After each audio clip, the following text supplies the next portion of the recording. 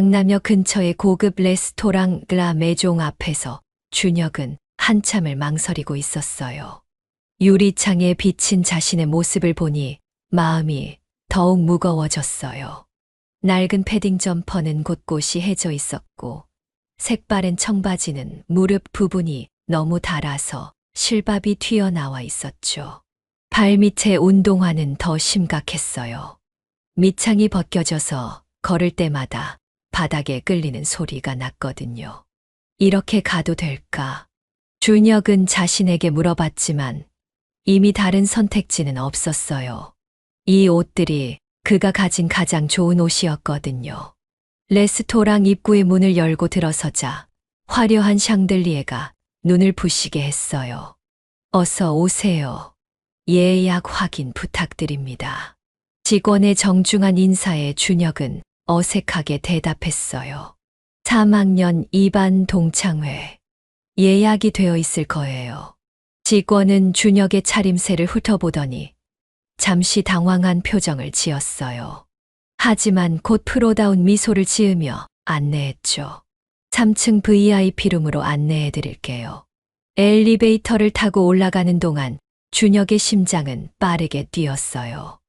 25년 만에 만나는 동창들. 과연 그들은 자신을 어떻게 받아들일까요? 엘리베이터 문이 열리자 복도 끝에서 웃음소리가 들려왔어요. 준혁은 천천히 그 소리를 따라 걸었어요. VIP룸 문 앞에 서서 한 번 더 깊은 숨을 들이마셨죠. 그리고 문을 열었어요. 안녕하세요.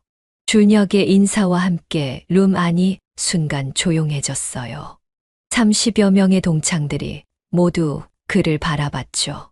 모든 시선이 그의 초라한 차림새에 집중되었어요. 저 사람 누구지? 우리 반에 저런 애 있었나? 수군거림이 시작되었어요. 준혁은 얼굴이 화끈거렸지만 억지로 미소를 지었어요. 저 김준혁이에요. 다들 못 알아보시겠지만 그제서야 몇몇 사람들의 얼굴에 인식의 빛이 스쳤어요. 아, 준혁이구나. 영호가 크게 외쳤지만 그의 목소리에는 당황스러움이 섞여 있었어요. 와, 정말 많이 변했다.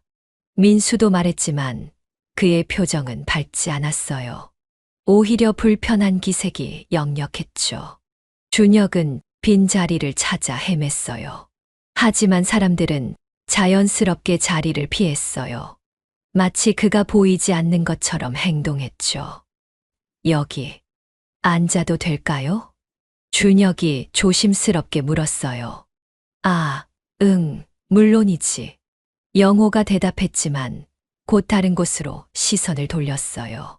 준혁은 구석진 자리에 조용히 앉았어요. 테이블에는 고급 음식들이 가득했어요. 랍스터, 스테이크, 와인. 모든 것이 그에게는 너무나 값비싸 보였어요. 준혁아, 요즘 뭐 하고 지내? 민수가 의례적으로 물었어요. 그냥 이것저것 하고 있어요. 준혁의 모호한 대답에 민수는 곧 관심을 잃었어요. 그래, 힘들겠네. 요즘 취업이 쉽지 않잖아. 동정어린 말투였지만 그 안에는 우월감이 숨어 있었어요. 준혁은 더 이상 설명하지 않았어요. 어차피 믿어주지 않을 테니까요. 야, 민수야. 벤츠 새로 뽑았다며?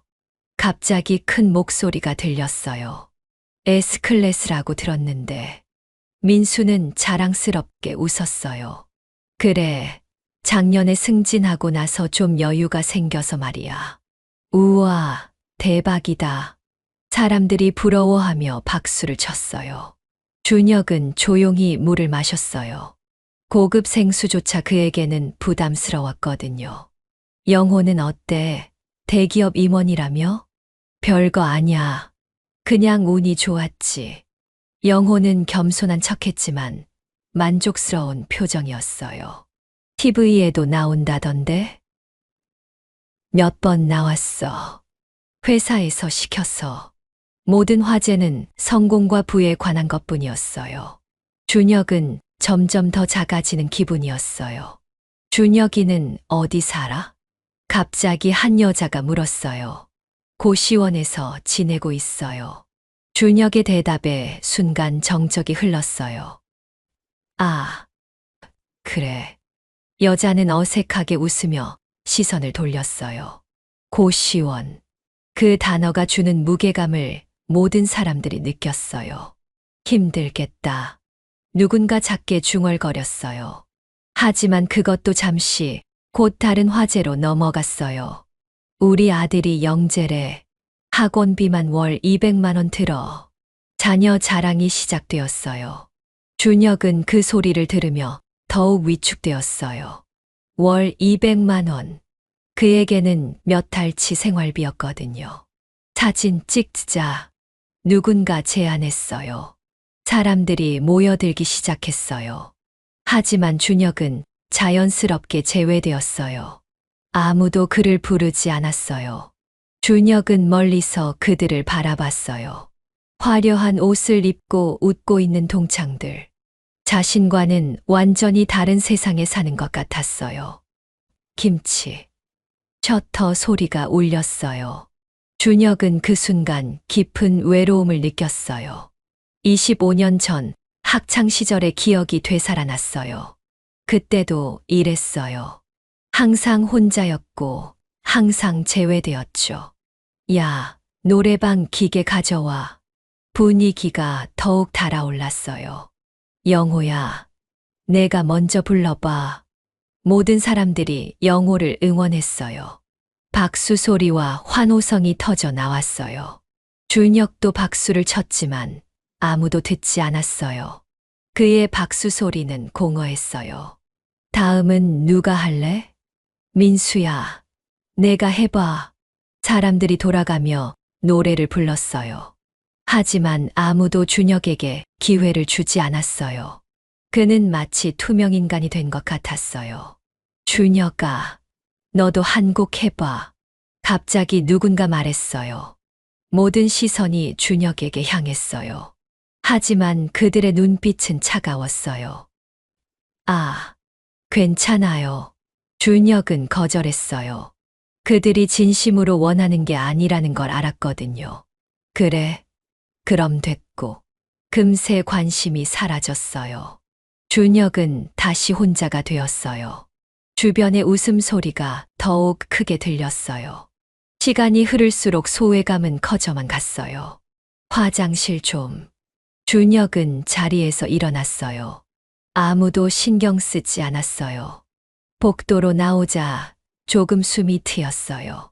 하지만 마음은 여전히 무거웠어요. 화장실 거울에 비친 자신의 모습을 봤어요. 초라하고 지친 얼굴이었어요. 왜 왔을까? 준혁은 자신에게 물었어요. 역시 오지 말았어야 했어. 찬물로 얼굴을 씻었어요. 하지만 마음의 상처는 씻어지지 않았어요. 다시 룸으로 돌아가야 했어요. 하지만 발걸음이 무거웠어요.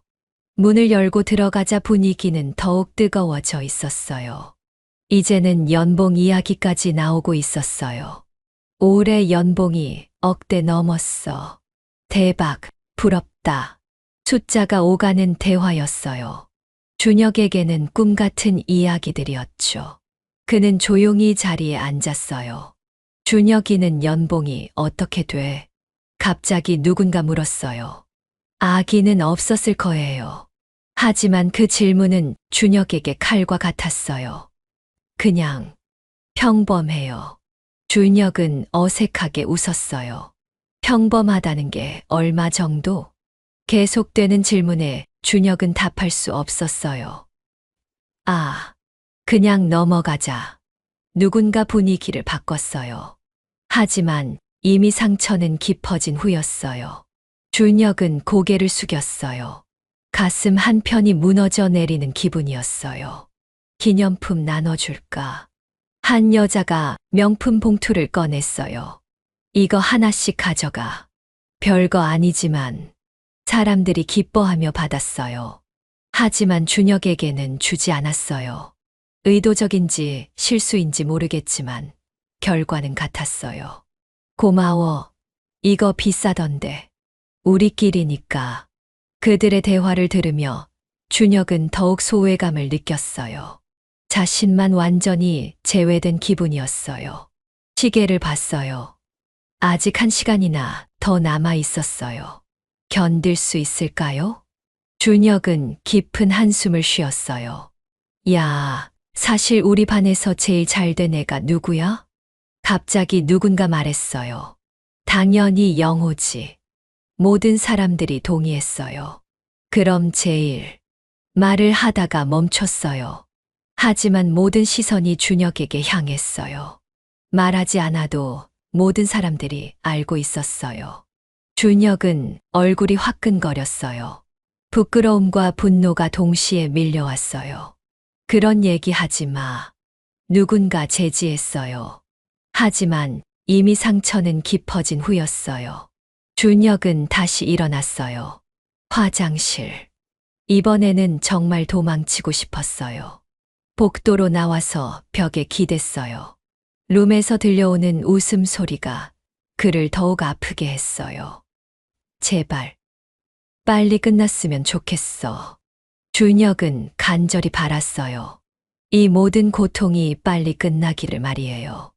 복도에서 잠시 숨을 고르던 준혁은 다시 룸으로 들어가야 했어요. 하지만 문 앞에서 발걸음이 멈춰졌어요. 안에서 자신에 대한 대화가 들려왔거든요. 쟤 진짜 어떻게 된 거야? 학창 시절엔 그래도 공부 좀 했는데. 목소리들이 작지만 선명하게 들렸어요. 글쎄, 대학도 제대로 못 갔다더라. 요즘 취업하기 힘들다지만 그래도 좀 심하지 않아. 그들의 목소리에는 연민이 아닌 호기심이 섞여 있었어요. 준혁은 가슴이 철렁 내려앉았어요. 25년이 지났는데도 여전히 자신은 그들의 구경거리였어요. 성격이 좀 이상했잖아. 아마 그래서. 맞아, 왕따 당할 만했어. 칼처럼 날카로운 말들이 준혁의 마음을 찔렀어요. 그는 벽에 등을 기대고 눈을 감았어요. 과거의 기억들이 쏟아져 나왔어요. 학창 시절 복도에서 혼자 걷던 모습, 점심시간에 혼자 밥을 먹던 기억, 모든 것이 다시 되살아났어요. 그래도 동창인데 너무하지 않나? 한 명이 조심스럽게 말했어요. 뭐가 너무해? 사실을 말한 건데. 그래, 우리가 뭘 잘못했다고? 차가운 목소리들이 이어졌어요. 준혁은 더 이상 들을 수 없었어요. 조용히 화장실로 향했어요. 거울에 비친 자신의 얼굴이 창백했어요. 괜찮아, 괜찮아. 자신에게 말했지만 떨리는 목소리였어요.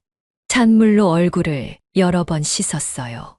하지만 마음의 상처는 씻어지지 않았어요.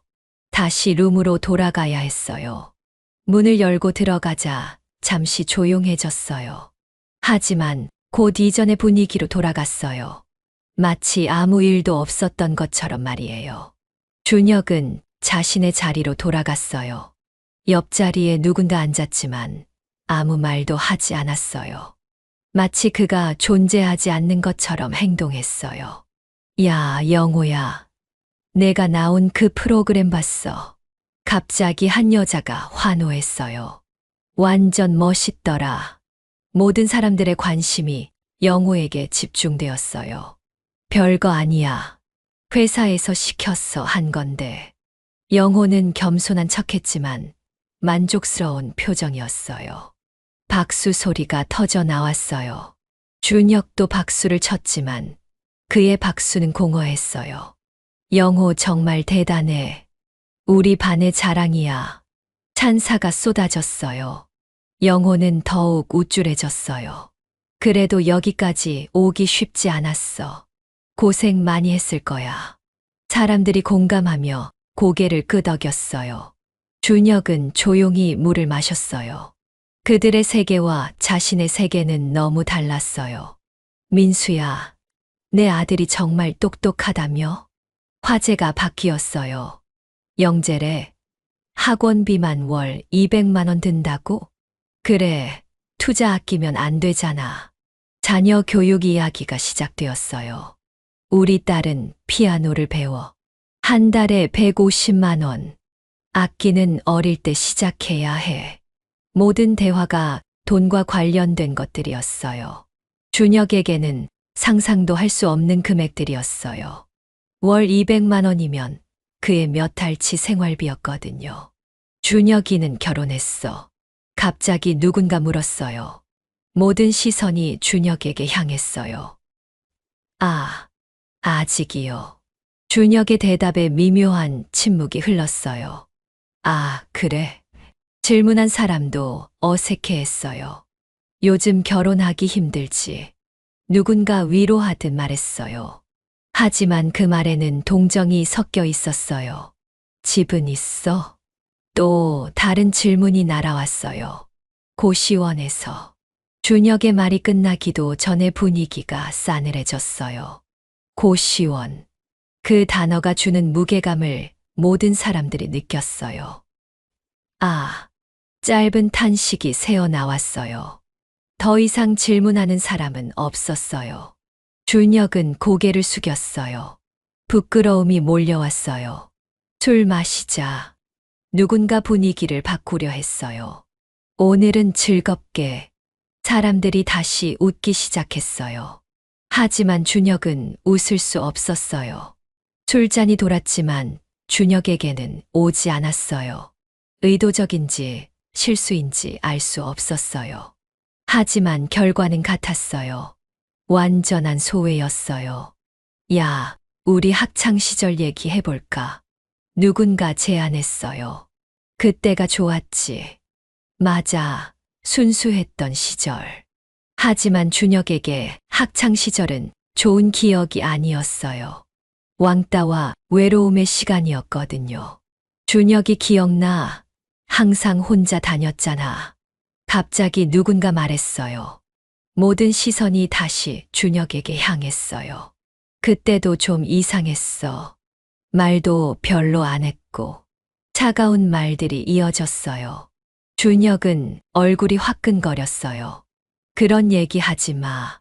한 명이 제지했어요. 하지만 이미 상처는 깊어진 후였어요. 미안, 준혁아. 그냥 옛날 생각이 나서. 형식적인 사과였어요. 진심이 담겨 있지 않았어요. 준혁은 억지로 미소를 지었어요. 괜찮아요. 하지만 괜찮지 않았어요. 마음이 무너져 내리고 있었어요. 야, 게임 얘기나 하자. 화제를 바꾸려는 시도였어요. 요즘 뭐해? 롤. 나는 피파. 남자들 사이에서 게임 얘기가 시작되었어요. 하지만 준혁은 끼지 못했어요. 게임을 할 여유도 없었거든요. 준혁이는 게임 안 해? 누군가 물었어요. 요즘은 별로. 아, 바쁘겠네. 일 때문에. 빈정거리는 듯한 말투였어요. 준혁은 더 이상 대답하지 않았어요. 여자들 사이에서는 또 다른 대화가 오갔어요. 야, 너 성형했어. 완전 달라졌는데. 조금만. 고만 좀. 대박. 어디서 했어? 미용과 패션 이야기였어요. 이 가방 얼마야? 완전 예쁘다. 200만 원 정도. 별거 아니야. 200만 원. 준혁에게는 천문학적인 금액이었어요. 그들에게는 별거 아닌 돈이었지만요. 준혁이는 브랜드 관심 없어. 갑자기 질문이 날아왔어요. 아, 잘 몰라요. 그래. 요즘 남자들도 많이 신경 쓰는데 은근한 비판이었어요. 준혁의 초라한 차림새를 돌려서 말하는 것이었어요. 돈이 있어야 신경 쓰지. 누군가 중얼거렸어요. 작은 목소리였지만 준혁은 들었어요. 가슴이 찔렸어요. 야, SNS는 해. 페이스북이나 인스타. 또 다른 질문이었어요. 별로 안 해요. 진짜. 요즘 누가 SNS 안 해? 좀 이상하지 않아? 수근거림이 시작되었어요. 준혁은 또다시 이상한 사람 취급을 받았어요. 연락은 어떻게 해? 번호라도. 한 여자가 물었어요. 하지만 정말로 번호를 받으려는 의지는 보이지 않았어요. 필요하면 나중에. 준혁이 대답했지만 아무도 관심 없었어요. 시간이 갈수록 소외감은 커져만 갔어요. 모든 대화에서 제외되었어요. 모든 활동에서 빠져 있었어요. 마치 투명 인간이 된 것 같았어요. 사진 한 장 더 찍을까? 또 사진 시간이었어요. 사람들이 모여들기 시작했어요. 하지만 이번에도 준혁은 제외되었어요. 아무도 그를 부르지 않았어요. 준혁은 멀리서 지켜봤어요. 웃고 있는 동창들의 모습을 말이에요. 자신과는 완전히 다른 세상 사람들 같았어요. 김치. 셔터 소리가 울렸어요. 준혁은 그 순간 깊은 절망을 느꼈어요. 25년이 지났는데도 아무것도 변하지 않았어요. 여전히 혼자였고, 여전히 외로웠어요. 시간이 벌써. 준혁은 시계를 봤어요. 아직 한참이나 남아 있었어요. 이 고통이 언제까지 계속될까요? 견딜 수 있을까요? 준혁은 깊은 한숨을 쉬었어요. 마음이 무너져 내리고 있었어요. 준혁은 더 이상 견딜 수 없었어요. 조용히 자리에서 일어났어요. 화장실 좀. 작은 목소리로 말했지만 아무도 신경 쓰지 않았어요. 모든 사람들이 자신들만의 세계에 빠져 있었거든요. 복도로 나오자 조금 숨이 트였어요. 하지만 마음의 무게는 그대로였어요. 화장실로 향하던 중 복도 끝에서 대화 소리가 들렸어요. 몇몇 동창들이 모여서 이야기하고 있었어요. 준혁은 발걸음을 멈췄어요. 쟤 진짜 어떻게 저렇게 됐을까? 학창 시절엔 그래도 성적은 좋았는데 자신에 대한 이야기였어요.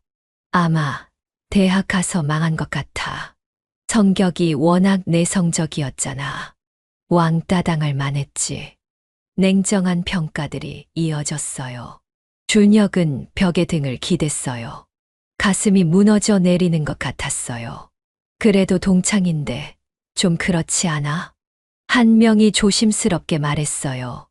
뭐가 그래? 사실인데. 맞아. 우리가 뭘 잘못했다고? 차가운 반응이었어요. 고시원에서 산다니. 진짜 안 됐다.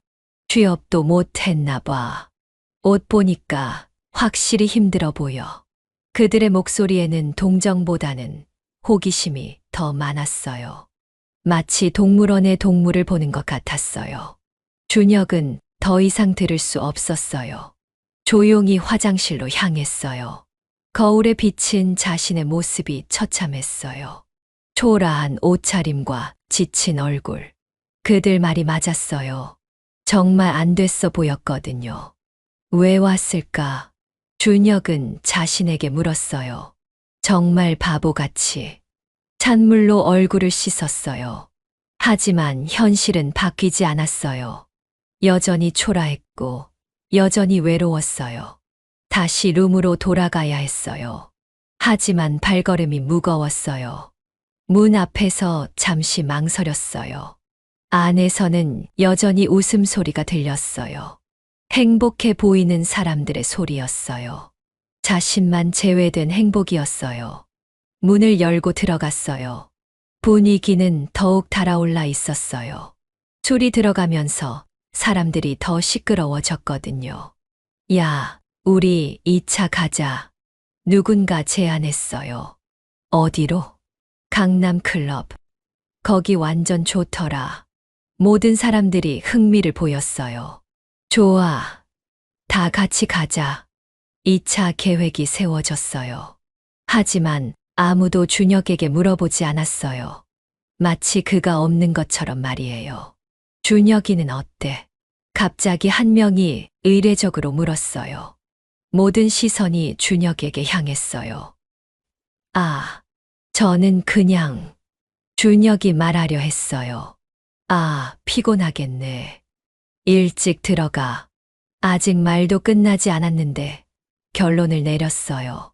그래, 준혁이는 힘들 거야. 집도 멀 텐데. 동정어린 말들이었지만 배제의 의미였어요. 준혁은 고개를 끄덕였어요. 어차피 2차에 가도 마찬가지일 테니까요. 그럼 우리는 2차 가고 준혁이는 조심히 들어가. 형식적인 인사였어요. 진심이 담겨 있지 않았어요. 수고했어, 준혁아. 다음에 또 보자. 거짓말 같은 말들이었어요. 언제 다시 만날지도 모르면서요.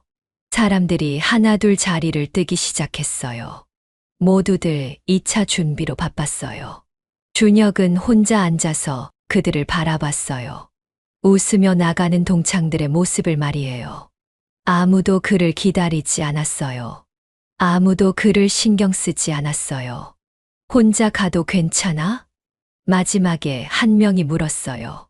하지만 이미 발걸음을 옮기고 있었어요. 대답을 기다리지도 않았어요. 괜찮아요. 준혁의 대답은 공허했어요. 곧 룸에는 준혁 혼자만 남았어요. 텅 빈 테이블과 흩어진 음식들, 그리고 혼자 앉아있는 자신. 이보다 더 처참할 수 있을까요? 웨이터가 들어왔어요. 계산은, 다른 분들이 하셨어요. 영호가 결제하고 갔다고 했어요. 그것조차 시해 같았어요. 불쌍한 준혁을 위한 배려라는 듯이요. 준혁은 자리에서 일어났어요. 더 이상 여기 있을 이유가 없었어요. 레스토랑을 나서자 차가운 밤 공기가 얼굴을 스쳤어요. 하지만 마음은 더 차가웠어요. 길 건너편에서 동창들이 택시를 잡고 있었어요. 웃으며 이야기하는 모습이 보였어요. 준혁이 없어도 전혀 상관없어 보였어요. 아니, 오히려 더 자유로워 보였어요. 준혁은 반대 방향으로 걸었어요. 지하철역까지 걸어가야 했어요. 택시비도 아까웠거든요. 걸으면서 생각했어요. 왜 갔을까? 뭘 기대했을까? 25년이 지났으면 뭔가 달라졌을 거라고 생각했어요. 사람들이 성숙해졌을 거라고 기대했어요. 하지만 아무것도 변하지 않았어요. 여전히 겉모습으로 판단했고, 여전히 배제했어요. 지하철역에 도착했어요. 막차 시간이 얼마 남지 않았어요. 계단을 내려가면서 뒤돌아봤어요. 화려한 강남의 야경이 보였어요. 하지만 그 빛들이 자신과는 상관없어 보였어요. 다른 세상의 이야기 같았어요. 전동차에 올랐어요. 몇 안 되는 승객들 사이에 앉았어요. 창밖으로 흘러가는 불빛들을 봤어요. 마음이 텅 비어 있었어요. 오늘의 상처들이 하나씩 되살아났어요. 차가운 시선들, 수군거리는 소리들, 배제당하는 느낌들, 모든 것이 칼날처럼 마음을 찔렀어요. 다시는 가지 말자. 준혁은 다짐했어요. 이런 모임에는 절대로. 고시원에 도착했어요. 좁은 방이지만 오늘만큼은 안식처 같았어요. 침대에 누워서 천장을 바라봤어요. 오늘 하루가 악몽 같았어요. 하지만 현실이었어요. 냉혹한 현실이었어요. 눈을 감았어요. 하지만 잠이 오지 않았어요. 동창들의 얼굴이 계속 떠올랐어요. 차가웠던 그들의 눈빛이 말이에요. 내가 뭘 잘못했을까? 준혁은 자신에게 물었어요. 왜 이렇게 살아야 할까? 대답은 없었어요. 그저 깊은 외로움만 있을 뿐이었어요. 새벽이 되어서야 겨우 잠들 수 있었어요. 하지만 꿈속에서도 동창회는 계속되었어요. 끝나지 않는 악몽처럼 말이에요. 다음 날 오후, 준혁은 평소와 같이 도서관에서 시간을 보내고 있었어요. 책을 읽으며 어제의 아픈 기억을 잊으려 했어요. 하지만 쉽지 않았어요. 동창들의 차가운 시선이 계속 떠올랐거든요. 휴대폰이 울렸어요. 모르는 번호였어요. 여보세요? 안녕하세요. 김준혁 님이시죠? 정중한 목소리였어요. 네, 맞는데요. 청와대 경호처에서 연락드렸습니다. 순간 준혁의 심장이 빨라졌어요. 마침내 그 시간이 온 것이었어요. 네, 알겠습니다. 오늘 오후 7시에 약속 장소로 모시러 가겠습니다. 네, 기다리고 있겠습니다. 전화를 끊고 준혁은 깊은 숨을 쉬었어요. 드디어 모든 것이 시작되는군요. 하지만 왠지 마음이 복잡했어요. 어제 동창회에서 받은 상처가 아직 아물지 않았거든요. 시간이 흘러 저녁 7시가 되었어요. 준혁은 여전히 어제와 같은 초라한 차림이었어요. 낡은 패딩 점퍼와 색바랜 청바지. 하지만 이제는 의도적인 선택이었어요. 고시원 앞에서 기다리고 있을 때였어요. 검은색 세단 한 대가 조용히 다가왔어요. 차에서 정장을 입은 남자가 내렸어요. 김준혁 님이십니까? 네, 맞습니다. 모시러 왔습니다. 남자는 정중하게 인사했어요. 준혁은 뒷좌석에 앉았어요. 차 안은 고급스러웠어요. 어제의 레스토랑보다도 더 말이에요. 어디로 가는 건가요? 라 메종 레스토랑입니다. 준혁은 깜짝 놀랐어요. 어제 동창회를 했던 바로 그곳이었어요. 거기가 맞나요? 네, 맞습니다. 이상한 우연이었어요. 아니, 우연이 아닐 수도 있었어요. 차가 레스토랑 앞에 도착했어요. 준혁은 차에서 내렸어요. 어제와 똑같은 장소였지만 느낌은 완전히 달랐어요. 레스토랑 입구에서 또 다른 정장 남자들이 기다리고 있었어요. 모두 검은 정장을 입고 있었어요. 이어폰을 끼고 주변을 경계하고 있었어요. 전문적인 경호원들이었어요. 도착하셨습니다. 한 명이 무전기에 대고 보고했어요. 안으로 모시겠습니다. 경호원들이 준혁을 에워쌌어요. 마치 중요한 인물을 보호하는 것처럼 말이에요. 레스토랑 안으로 들어갔어요. 직원들이 깍듯하게 인사했어요. 어제와는 완전히 다른 대우였어요. VIP룸으로 안내해 드리겠습니다. 바로 어제 동창회를 했던 그 룸이었어요. 문을 열고 들어가니 몇 명이 기다리고 있었어요. 모두 정장을 입은 중년 남성들이었어요. 김준혁 차관님 오셨군요. 한 명이 일어나서 인사했어요. 늦어서 죄송합니다. 준혁은 정중하게 대답했어요. 그의 목소리에는 어제와는 다른 권위가 느껴졌어요. 아닙니다. 저희가 일찍 온 거죠.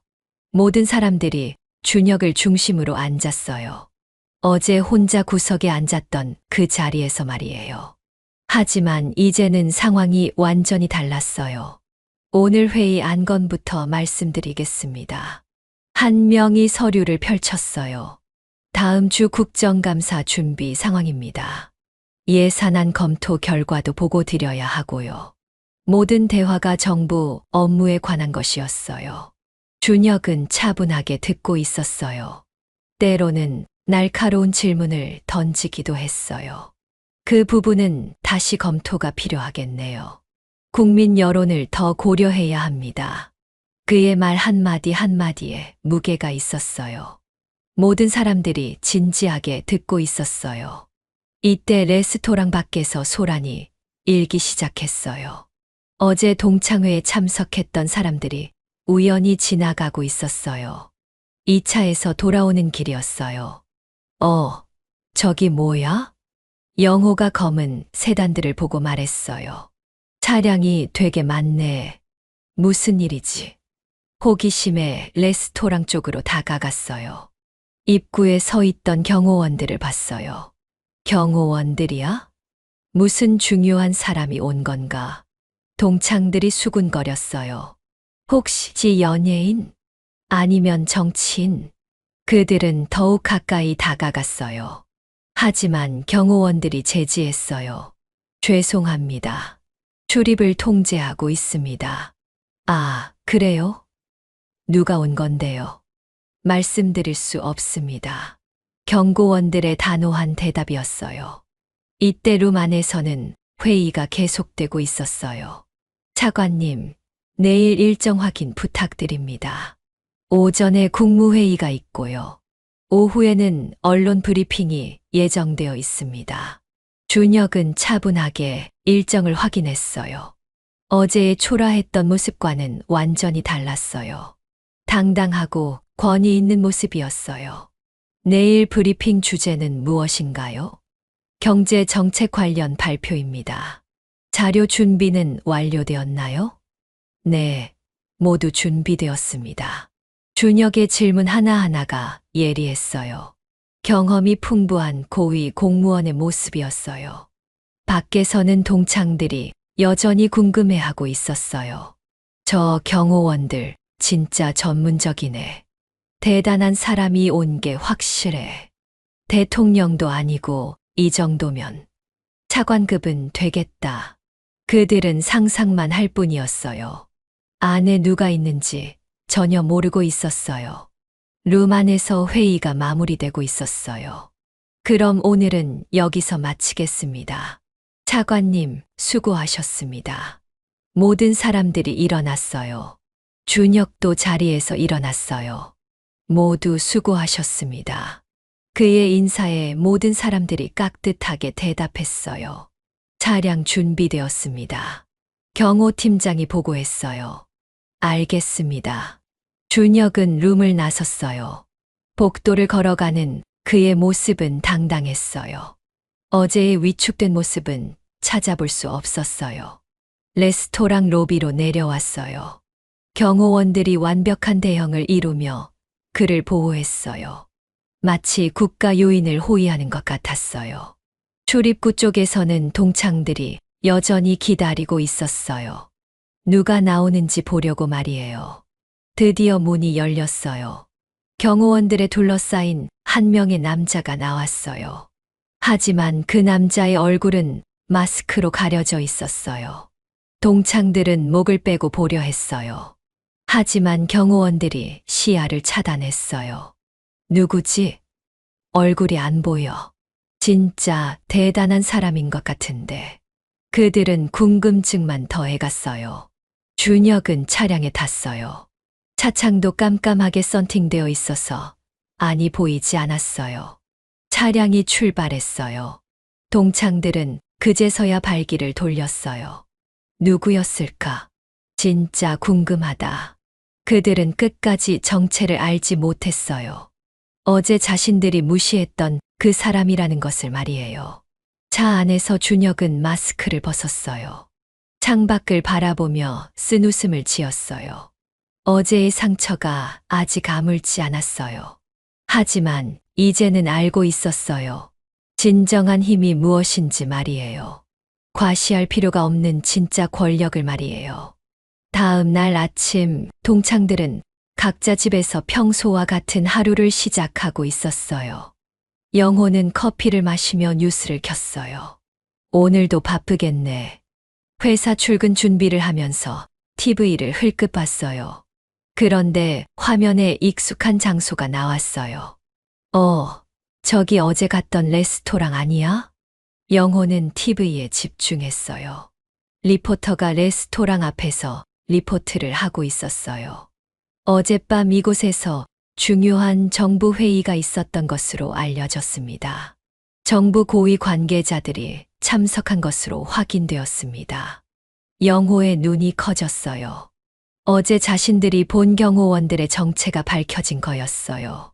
진짜 정부 인사였구나. 급하게 민수에게 전화를 걸었어요. 야, 민수야. TV 켜봐. 왜? 무슨 일이야? 어제 레스토랑에서 본 거 기억나지? 응, 경호원들 말이야? 진짜 정부 사람들이었어. 민수도 급하게 TV를 켰어요. 같은 뉴스가 나오고 있었어요. 와, 대박이다.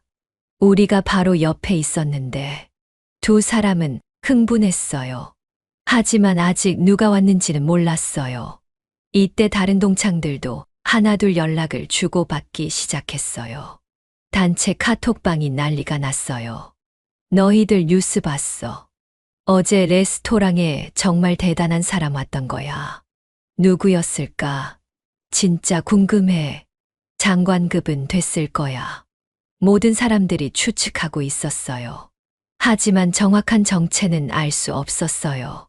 한편 준혁은 청와대 집무실에서 하루를 시작하고 있었어요. 깔끔한 정장을 입고 서류를 검토하고 있었어요. 어제의 초라한 모습과는 완전히 달랐어요. 차관님, 오늘 일정 브리핑 드리겠습니다. 비서가 들어왔어요. 오전 10시에 국무회의가 있습니다. 오후 2시에는 언론 브리핑이 예정되어 있고요. 준혁은 차분하게 듣고 있었어요. 브리핑 준비는 완료되었나요? 네, 모든 자료가 준비되었습니다. 좋습니다. 시작하겠습니다. 준혁의 하루는 바쁘게 돌아갔어요. 회의와 업무에 집중하고 있었어요. 어제 동창회의 상처는 이미 뒤로 했어요. 오후 2시 정부 청사 브리핑룸이 기자들로 가득 찼어요. 카메라와 조명이 설치되어 있었어요. 잠시 후 김준혁 차관의 브리핑이 시작됩니다. 사회자가 안내했어요. 문이 열리며 준혁이 들어왔어요. 단정한 정장을 입고 당당하게 걸어왔어요. 플래시가 터졌어요. 카메라가 그의 모습을 담았어요. 안녕하십니까. 김준혁입니다. 준혁의 인사가 마이크를 통해 울렸어요. 명확하고 안정된 목소리였어요. 오늘은 새로운 경제 정책에 대해 말씀드리겠습니다. 브리핑이 시작되었어요. 준혁은 전문적이고 설득력 있게 설명했어요. 기자들이 진지하게 듣고 있었어요. 이 모든 장면이 생중계되고 있었어요. 전국의 TV와 인터넷으로 말이에요. 영호는 회사에서 실시간 뉴스를 보고 있었어요. 김준혁 차관의 브리핑이 진행 중입니다. 리포터의 멘트와 함께 화면에 준혁이 나왔어요. 영호는 깜짝 놀라 의자에서 벌떡 일어났어요. 이게 뭐야?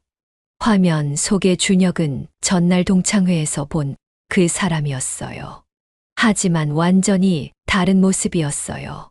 당당하고 권위 있는 모습이었어요. 안 돼, 이건 꿈이야. 영호는 눈을 비비며 다시 봤어요. 하지만 현실이었어요. 초라한 옷을 입고 구석에 앉아있던 준혁이 정부 차관이었어요. 급하게 동창들에게 연락을 돌렸어요. 야, 큰일 났어. 뉴스 당장 켜봐.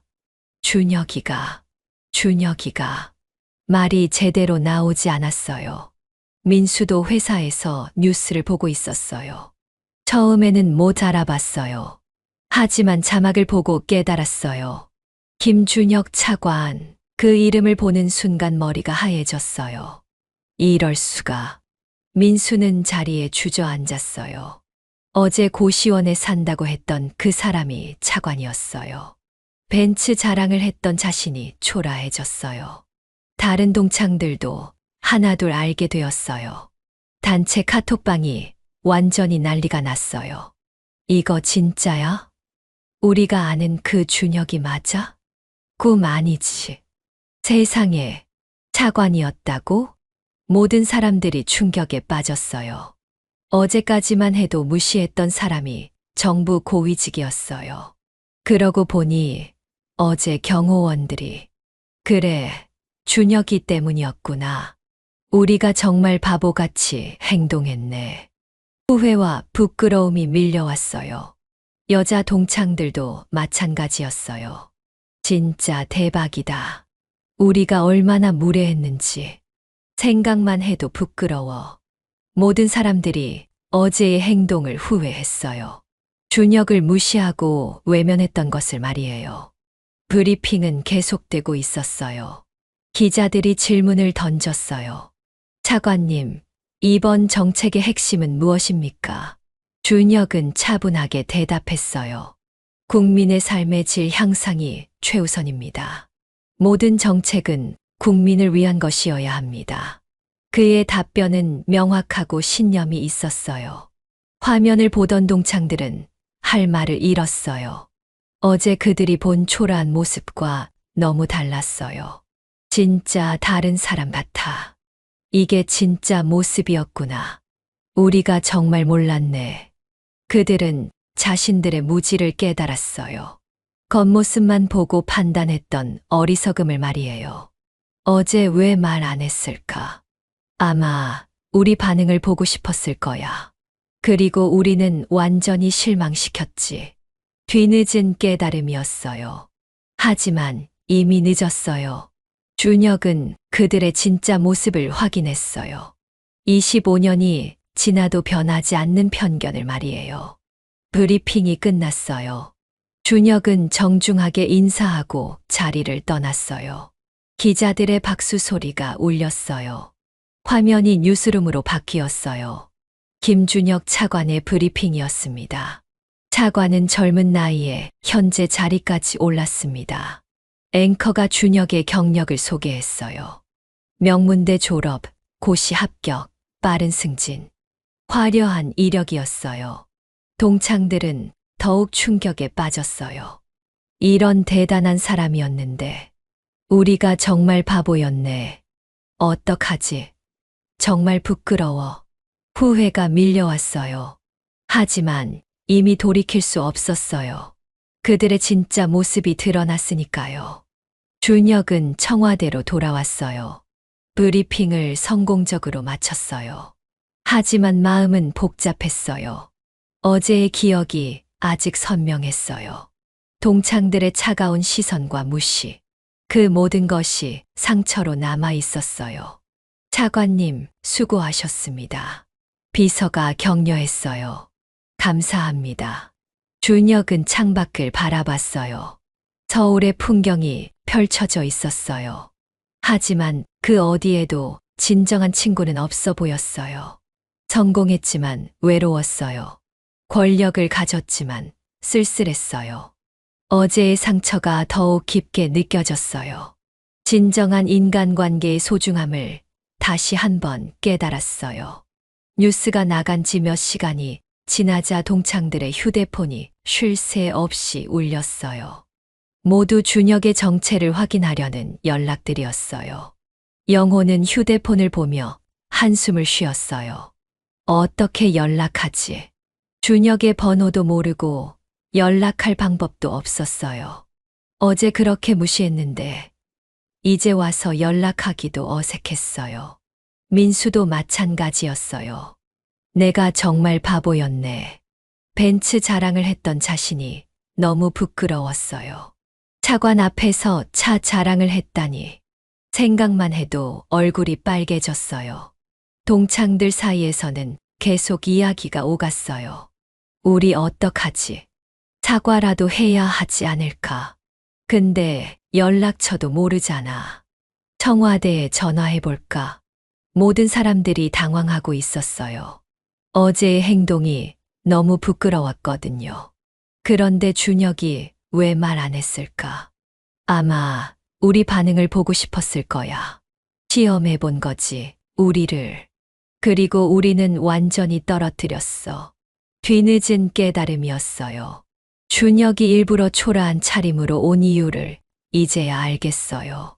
진짜 친구가 누구인지 확인하려 했던 거예요. 하지만 아무도 통과하지 못했어요. 모든 사람들이 겉모습만 보고 판단했어요. 학창 시절에도 우리가 준혁이를 왕따시켰잖아. 25년이 지났는데도 똑같이 했네. 우리는 정말 성장하지 못했어. 자책하는 목소리들이 이어졌어요. 한편 준혁은 청와대에서 평상시와 같은 업무를 하고 있었어요. 브리핑 이후 언론의 관심이 높아졌지만 신경 쓰지 않았어요. 이미 익숙한 일상이었거든요. 차관님, 인터뷰 요청이 많이 들어오고 있습니다. 필요한 것만 선별해서 처리하세요. 네, 알겠습니다. 준혁은 담담했어요. 어제의 상처보다는 앞으로의 일에 집중하고 있었어요. 그때 비서가 조심스럽게 말했어요. 차관님, 개인적인 연락들도 많이 오고 있는데요. 어떤 연락들인가요? 동창회 관련해서. 준혁의 표정이 잠시 굳어졌어요. 모두 정중히 거절해 주세요. 네, 알겠습니다. 준혁은 더 이상 그들과 연락할 생각이 없었어요. 이미 모든 것을 확인했으니까요. 그들의 진짜 모습을 말이에요. 이때 레스토랑 매니저가 영호에게 전화를 걸었어요. 혹시 어제 함께 오신 분 중에, 네, 무슨 일이세요? 김준혁 차관님과 연락할 방법이 있으신지. 매니저도 준혁의 정체를 알고 충격을 받았어요. 그런 중요한 분을 제대로 모시지 못한 것이 죄송했어요. 저희도 연락처를 몰라요. 영호는 부끄럽게 대답할 수밖에 없었어요. 동창이면서도 연락처 하나 없다는 게 말이 되나요? 어제 얼마나 무관심했는지 드러나는 대목이었어요. 그렇군요. 알겠습니다.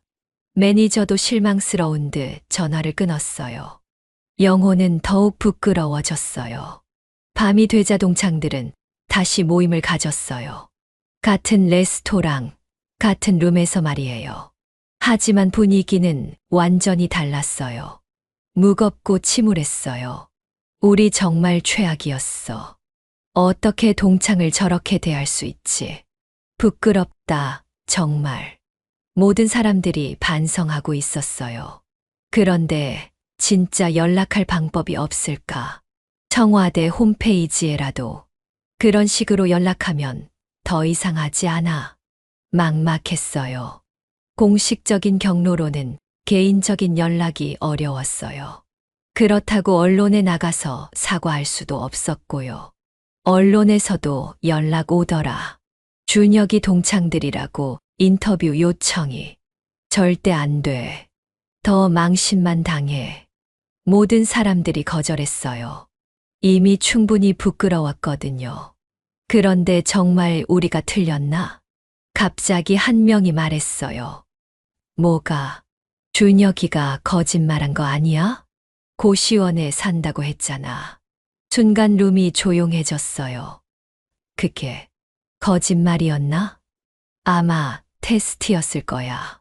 우리가 어떻게 반응하는지 보려고. 그리고 우리는 완전히 실패했어. 다시 침묵이 흘렀어요. 준혁의 의도를 이제야 깨달았어요. 진정한 친구를 찾고 있었던 거예요.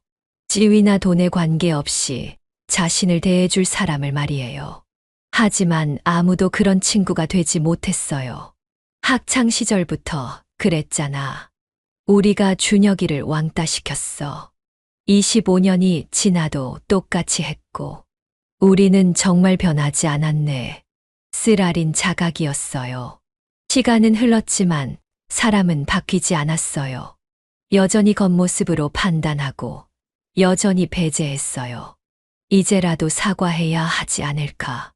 어떻게 편지라도 써서 청와대로 보내면 될까. 절박한 마음이었어요. 하지만 방법을 찾기 어려웠어요. 한편 준혁은 집에서 혼자 저녁을 먹고 있었어요. 고급 아파트의 넓은 거실이었어요. 하지만 혼자 먹는 식사는 쓸쓸했어요. 어제의 기억이 다시 떠올랐어요. 동창들의 차가운 시선, 무시하는 태도, 배제당하는 느낌, 모든 것이 여전히 아팠어요. 성공했지만 외로웠어요. 권력을 가졌지만 친구는 없었어요. 역시 사람은 쉽게 변하지 않는구나. 준혁은 혼자 중얼거렸어요. 25년 전이나 지금이나 본질은 같았어요. 겉모습과 지위로 사람을 판단하는 것 말이에요. 하지만 실망스럽지는 않았어요. 이미 예상했던 일이었거든요. 오히려 확인이 되어서 속이 시원했어요. 더 이상 그들에 대한 미련이 없어졌어요. 진정한 관계가 무엇인지도 깨달았어요. 조건 없는 우정이 얼마나 소중한지 말이에요. 다음 날 아침 언론에서 또 다른 뉴스가 나왔어요. 김준혁 차관의 학창시절이라는 제목이었어요. 동창들이 제보한 것이 아니라 기자들이 취재한 거였어요. 학창 시절 왕따를 당했지만 묵묵히 공부에 매진, 어려운 환경에서도 포기하지 않은 의지. 현재의 성공은 노력의 결과. 기사는 준혁을 긍정적으로 조명했어요. 역경을 이겨낸 성공 스토리로 포장했어요. 하지만 준혁에게는 쓰라린 기억들이었어요. 왕따 당했던 시절의 아픈 기억들 말이에요. 동창들도 이 기사를 봤어요. 더욱 부끄러워졌어요. 자신들의 과거 행동이 만천하에 드러난 거였어요. 우리가 정말 나쁜 애들이었구나. 준혁이가 얼마나 힘들었을까. 미안하다는 말로는 부족해. 후회와 죄책감이 밀려왔어요. 하지만 이미 늦었어요. 준혁은 그들을 용서하지도 다시 만날 생각도 없었어요. 진정한 성공이 무엇인지 깨달았거든요. 남들의 인정이 아니라 자신의 신념을 지키는 것. 권력을 과시하는 것이 아니라 국민을 위해 일하는 것. 그것이 진짜 성공이었어요. 동창회는 그에게 마지막 교훈을 주었어요. 겉으로 드러나는 성공보다 내면의 성숙이 더 중요하다는 것을. 그리고 진정한 친구는 조건 없이 사랑하는 사람이라는 것을. 준혁은 이제 새로운 길을 걸어갈 준비가 되었어요. 과거의 상처를 딛고 더 큰 꿈을 향해 나아갈 준비가 말이에요. 동창들은 평생 이 일을 잊지 못할 거예요. 겉모습으로 사람을 판단한 어리석음을, 그리고 진정한 가치를 알아보지 못한 무지함을. 하지만 이것도 그들에게는 소중한 교훈이 될 거예요. 늦었지만 깨달음을 얻었으니까요. 사람을 대하는 진짜 방법을 배웠으니까요. 세상은 계속 돌아갔어요. 준혁은 국민을 위해 일했고, 동창들은 각자의 삶을 살았어요. 하지만 그날의 기억은 모든 사람의 마음에 남았어요. 평생 잊을 수 없는 교훈으로 말이에요. 진정한 성공이 무엇인지, 진정한 친구가 누구인지, 그리고 겉모습이 아닌 내면을 보는 것이 얼마나 중요한지, 모든 것을 깨닫게 해준 동창회였어요. 쓰라리지만 값진 경험이었어요. 준혁에게도 동창들에게도 말이에요.